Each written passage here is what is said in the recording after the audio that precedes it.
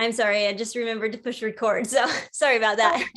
Anyway, No problem. for anyone who's listening on the podcast, because this recording is going to go on the podcast, Jessica Tessier just introduced herself. She's from Vermont. She has 2 kids, and her husband together. They've been doing Is it you're doing it together, or you're just the trucking? Trucking we did together for 20 years, and then we sold out. He is now a mechanic at a very large dairy farm where we live. We have 800 replacement heifers here on the property where we reside, and at the main farm they have a total of about 4,600 head of cattle. So it's quite quite an operation. Yeah. So he does mechanic work and drives truck and a little bit of everything. So yeah. Awesome. And so tell us a little bit about, how would you describe your personality, or how would other people describe your personality? Well, that depends on if I'm at home or at work.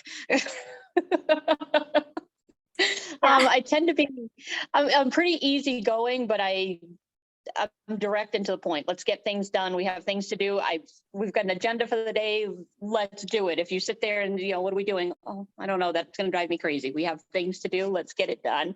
Yeah. So at home, I'm a little bit more laid back and, relaxed. I like to chill out with the kids and go horseback riding, trail rides, go out hiking and just, relaxing. So it's kind of like, 2 different worlds. I have, if something needs to be done, let's do it. But otherwise, I want to have fun. Sounds like you got a good balance. You get things done, but you also know it's important to relax and enjoy nature and all of that. So you have horses? You get to go out whenever you want? I have, we have 3 horses and a donkey. I've got a draft horse that I just rescued 2 years ago now. He's a big Percheron draft horse. He's in hands, he's 19.2 hands, which if people aren't familiar with horse height, he's a little over 6 feet tall at his front shoulders. Oh. So when he puts his head up, it's over 8 feet high. Oh my God. So are you ever intimidated by them? I love them. I think they're so beautiful, but I get a little nervous. No, like I said, get to know them, get to know their personalities, and you can kind of read them pretty well. Yeah. A new horse, it's not intimidated. It's more, okay, what are you going to do? And what do you know? And how smart are you? Or, are you one of those that I would say the goofy gelding, kind of a dope and, will walk over you because they don't pay attention. So. Oh, I see. Well, besides health and nutrition, what are you most passionate about? What kinds of fun projects are you working on or hope to be working on? I love remodeling, home remodels, redoing things in our home. We just finished one room and I'm moving on to another, and gardening is another big passion of mine. But that still ties into the health and wellness, because to me, it's a science of putting together the soil types with the, what we're needing, what's missing, what do I need to do to increase nutrient value in our food and what we're growing at home. And I spend a lot of time doing soil samples and sending them in and, getting the, what's missing, what's needed, what's going to give me the right amount of iron coming back that was not there now, what's going to boost the value in our, in what we're producing. So that's, something that I find, as far as a passion goes, but I know it ties in, but it's something that I'm really interested in. Oh, that is so cool. I really love that, because I'm also interested in learning about how farming can be done right, when it comes to the soil and just the overall care of the animals and increasing the value, the nutrition of everything that you're raising and growing and all of that. So I love that you're that's what you're passionate about, because I dig into it quite, I drive my husband crazy. He's like, you ruin so many foods for me when you tell me what's in it or why I shouldn't eat it. He's like, I know, but that's so cool. It's really in alignment with our culture and what ER Shred is all about. So that's really awesome. So cool. Yeah, absolutely. Using things, anything from, a discarded egg that my, hens didn't want to sit on, or, something along those lines, knowing where to put it and what it's going to complement in the garden, will really, it makes me tick, I guess. So. Yeah. I know I've been totally into that as well, like trying to, do more. I've been composting everything, and we have our own chickens now, and just I've been also like trying to learn about it and how to just be really self-sufficient, but also be mindful of the environment and the animals and the nutrients and no chemicals, all that kind of stuff. So that's really fun. Yeah. I would love to just spend a day with you watching what you do. That'd be so fun. You are welcome anytime. I would love that. That'd be like such a fun thing for me to just watch you doing what you're passionate about.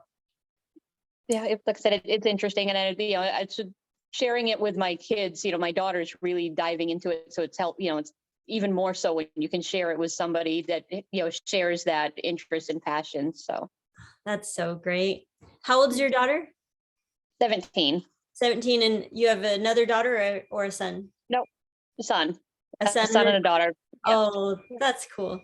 Okay, and then I love to talk. I'm a huge believer in visualization and the importance of visualizing the life that you're hoping to create within the next 5 to 10 years. It's also amazing to notice everything that you've already created and be, in that gratitude now, but also Right. We're always, wanting to create more. That's like human nature. So I want to know, for the next 5 to 10 years, what are you hoping? Like, I wanted you to paint a picture for us. Like, what are you hoping to create within the next 5 to 10 years, and paint that picture so that we can visualize with you what that's going to look like? Yeah. Realistically, I want freedom. My whole, goal with I suggest the shred, and even, through my 9-to-5 job is, to establish freedom to do the things with the family and be in my garden. If I want to, it's going to be a beautiful day and here it is May and I want to start planting. I don't want it to be, well, I have to wait because I got to work today. I want to be home. I want to put my time in with those things that I'm passionate about. Being able to put up, food for the family. I want that to be my main focus. And, between the animals, the farming, and, the family, that's really where I want my focus, what my life will be.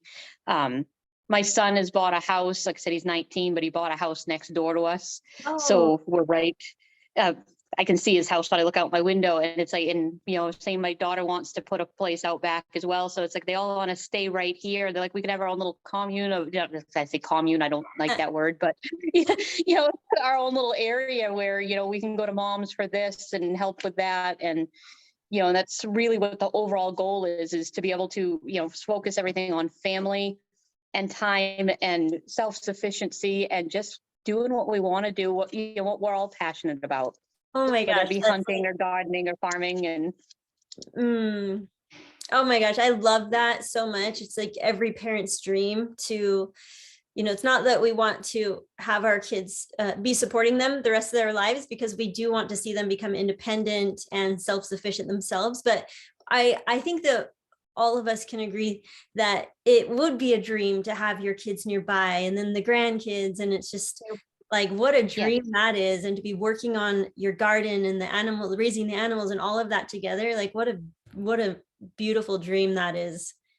It's amazing. I kind of chuckle. Like I said, my son bought the house next door, but he hasn't moved out of home. He's working on his house and he's here. It's like, okay, what are we having for dinner tonight, Mom? I get the messages all day as to what, so it's like, okay, you have his independence, but he's still home. That's fun. It's like a transitioning away, it's like he has his own place, but he still needs his mama. Yeah, exactly. That's cute. I love that. So you don't have to listen to this. He'll be like, you seriously called me a mama's boy. Yeah. Well, thank you. That was so fun to visualize with you and to imagine that. So that was a lot of fun. What kinds of things have you done or accomplished or even overcome in your life that you're really proud of? Because I believe, bringing these things to your attention regularly is a powerful way to gain the momentum towards these new goals that you have. 2 different times, like I said, twice now, because, I'm a slow learner. So I jumped back in, before, but I've battled alcohol. and, had a major issue with it. And then, was able to recognize it, step away from it. And I was away from it for quite some time. And then, like I said, slow learner, you got to try it again because, it didn't, not smart enough to leave it alone. I can't, but, recognize that this is not the life I want to lead. This is not who I want to be. It's not serving me. It's not serving my family, and being able to step away from that and, set it aside. And it's not like it's, not allowed in my house, because as, we have a full bar in our house because it's just where people come to, to congregate. But, Yeah. I can walk by it every day and ignore, nope, that's not for me. And, even on days when I struggle, I've been able to turn it towards something else, whether I jump on the elliptical for a half an hour or, my husband and I'll go sit in the hot tub, and it's like, look, this just isn't, I'm not in a good space right now. I need to get away from that, and focus on positive. So, I'd say that's one big thing. And then, losing the weight and gaining my health, through the ER shred and this community has been probably one of my biggest accomplishments, focusing on that. So. I love that I love part of our culture and how this community is so authentic and real. And I'm so grateful for people to be honest and open about the things that they struggle with, because I believe that we all have our addiction to something, Right. and if we can just be open about that and also share the things that you've learned and how you manage that, like that's so helpful for a lot of people. So it's really cool to hear you say that you have like conquered that in a sense, but you still know that it's like it requires regular effort. It's never going to be Right. this thing where you're just free of the urges, but how Absolutely. cool is that you can have it in your house and be that strong to not indulge in that, So tell That's, me one, as I a say, little bit more. Yeah, sorry to interrupt. Tell me a little bit more about that, because I think a lot of people would love to know a little bit more about how you're able to do that.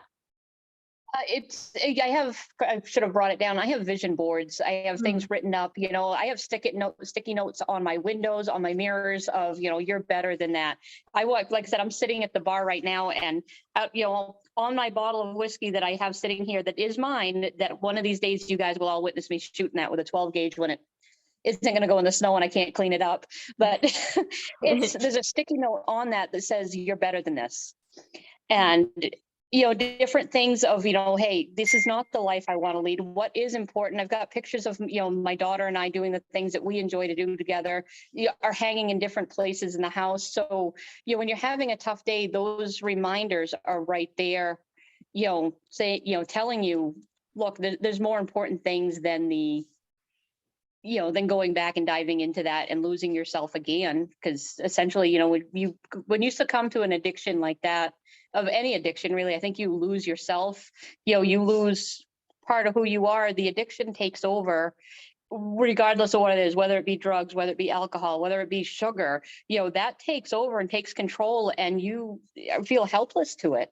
Yeah. So I've used those tools as, and the constant reminders of, I want more, and I'm putting goals out there. We've got the stair climb with Coleman, Clifford, and Heather coming up the end of April. As that's going to suck. I mean, it's going to be fun, but it's flat out, it's going to suck. But I want more than where I was and even where I am now. So I know I've got to set things and put things out there for, the fitness goals as well as the health goals, and keeping myself focused. And that's really where I've been able to conquer walking by every day and not thinking anything of it. That's amazing. So how long has it been? Do you not have any at all, or do you just have like limits, or how do you manage that?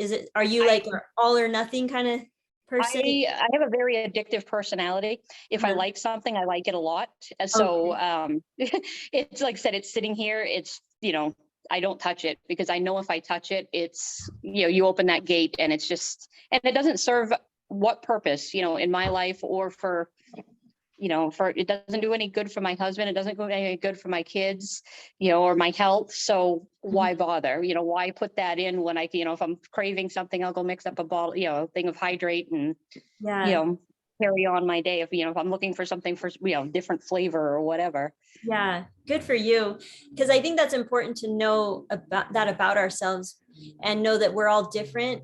And, some people, when it comes to addictions, to sugar, anything, some people, it's like you have a little bit, you can't just have a little bit. Or you might be a personality where you can allow yourself a little bit, and that keeps you from like binging or overindulging later on, if you can just allow yourself a little treat once in a while, treat being one alcoholic drink. But knowing yourself is so important. Knowing the type of personality you have is just something that I think is important for us to all be aware of. And once you know that about yourself, then you can know exactly, am I a type that is better if I just have a little bit, or not have any at all? And it's different for everybody. I used to think I used to hear people describe that, and I'm like, oh, I should do it like them, but not really understanding that we're all so different. So you have to just really know yourself. And that's what I love about ER Shred, because we're learning how to tap into our, connect with our bodies, and learn how to listen to our bodies. Absolutely. It's like, I've got a friend of mine, he's, same thing with, he deals with it with bread. He's like, if I have a slice of bread or, a homemade roll or something like that, he goes, forget it. He goes, I'm going to eat the whole loaf. He goes, so I can't touch it. And it's, similar thing, but different, it's like, okay, but it's still an addiction of, he's like, oh, I know if I touch it, I'm in trouble, because once I go there, it's, the floodgate opens. Yes. Yeah. That's great. Thank you for sharing that. That's really helpful, because I know a lot of, on the last mindset call we did there, we were talking about emotional triggers, but we're also, some of the ladies that I was coaching were talking about, how it is hard to, they still have those urges, to want the bread, or, we know that this protocol really helps us get to a place where those cravings are not as powerful, but it's still in our mind.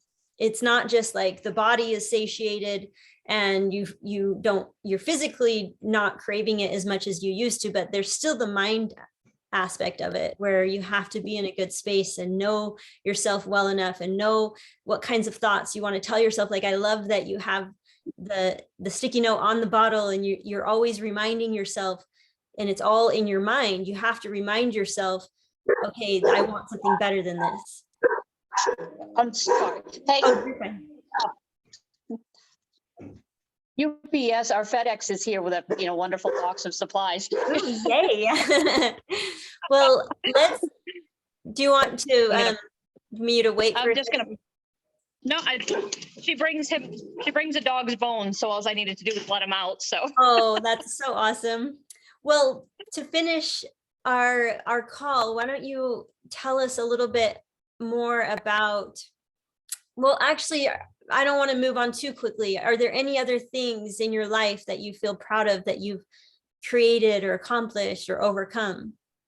As far as, accomplishments, my marriage, I met my husband when we were in high school. I was 14 when we met. That was a long time ago. So, 30 years later, here we are. We built a business, together. We're building another business together, and, raised 2 kids. So, that to me said, you don't hear of relationships sustaining for that amount of time anymore. That just doesn't happen. Yeah. So, and that to me, it's like, I'm very proud of that. I'm very proud of him, and, the life we built together. Yes. And I look back, I look at life, and I just have so much to be thankful for. So as far as what I'm proud of, everything. Yeah. And it's like, even the things that, jumping off the wagon and, going back into the alcohol and, the unhealthy lifestyle, I'm still happy that I did it, on the aspect of, I learned a lot about me, and I learned a lot about, different things in the process. So I can't say proud, but I'm thankful. Yeah. Because, it really has given, an opportunity to look at life differently, than, okay, if I hadn't, what did I miss as far as lessons that I wouldn't have learned had I not gone through that? So, Yeah. and maybe, who could I help, with everything that's, I've gone through and dealt with, and, the hand we've been dealt. I think so, I was meant to go through this. We were meant to, have these struggles, because if it's not teaching me, then maybe it's going to help somebody else in the process. So, Absolutely. I think that's the best way to look at our lives, because of course we're going to see the mistakes that we've made, but I don't believe it's necessary to hold on to any shame or guilt around any of that, because like you said, I've learned so much and I'm grateful for every part of my journey because of what it's taught me and what I'm now able to teach others. right. So that is so beautiful. I love that you are looking back at everything with full gratitude and no shame or regret, because there's so much wisdom that has come from your experience exactly the way it was. That's just it happened. It unfolded the way it was supposed to, for whatever reason that may be. So, Yeah, yeah. that's so awesome. Thank you for sharing that. Now, to finish, I would love to know just a little bit more about what like we all come from different walks of life and different experiences, different beliefs. And I think that as we express more of what we believe in our own experiences, and we allow people to get, step into our beliefs and our experience by expressing it, it really allows us to have more empathy for everybody. It's like we're dropping the judgment of who's right and who's wrong. I believe different than you kind of thing. It's like, no, I want to know what you believe because I want to learn. I want to just be curious about life. And I want to learn about everybody and everybody's beliefs. And I no longer want to be in this space of what's right and what's wrong as far as beliefs go. So I would love to just get an inside look on what you believe, like the purpose of life is, what gets you out of, what are your beliefs and what gets you excited and what gives you that meaning and drive to keep going every single day. Oh, that's a deep question. I know.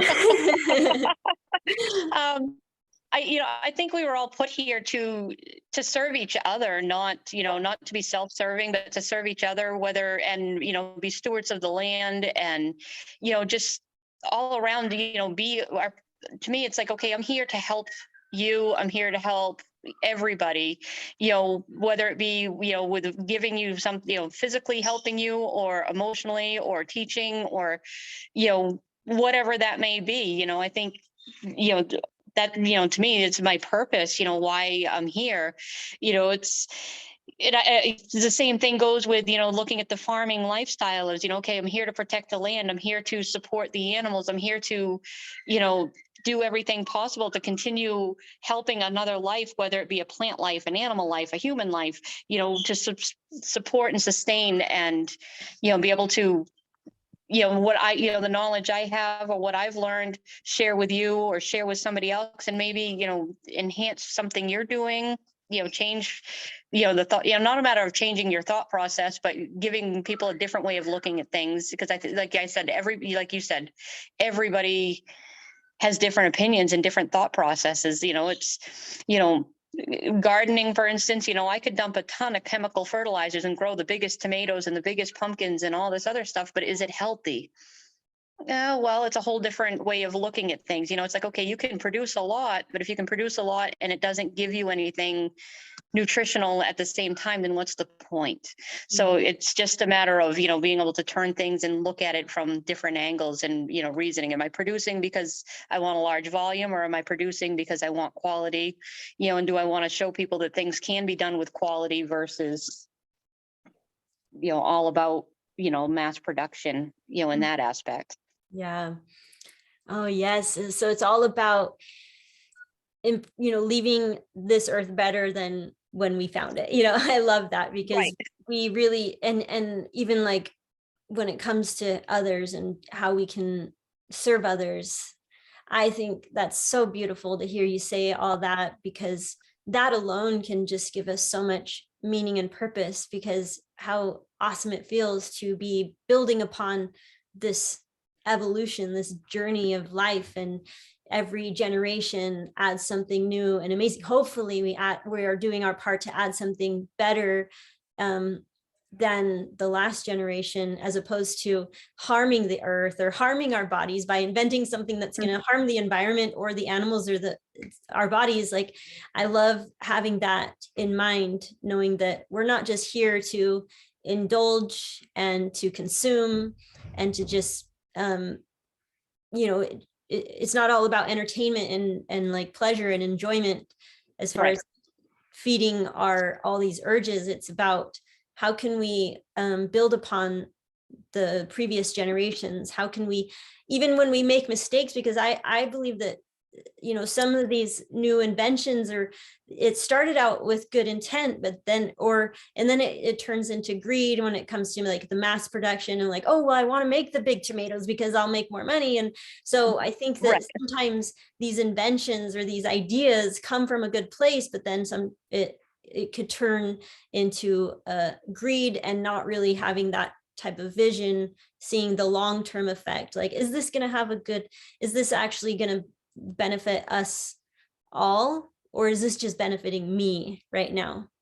Right. How much of a footprint are we leaving when we're gone? As far as, how much damage did we do versus how much did we help? Yes. Oh, I just want like our whole community. I think that we're all in alignment with that, but it just feels so nice to hear you say that, because I think a lot of people will really resonate with that in our community. I feel it from so many of our members in the ER Shred, and it's just so cool to be surrounding ourselves with these types of people that have that type of vision, and we're not thinking selfishly, we're thinking about the whole. Right. Yeah, absolutely. I totally agree with you there. This has been so much fun. Thank you so much, Jessica. I've really enjoyed sitting down and having a cup of coffee. You should have had a cup of coffee with me and just getting to know you better. That's been a lot of fun. Yes, it has been. I appreciate you having me on. Yes. Well, if any of you are just now catching us, just go ahead and catch the replay on the ER Shred YouTube channel or podcast. I'm going to go upload it now. Thanks, Jessica. We'll see you later. Thank you. See ya.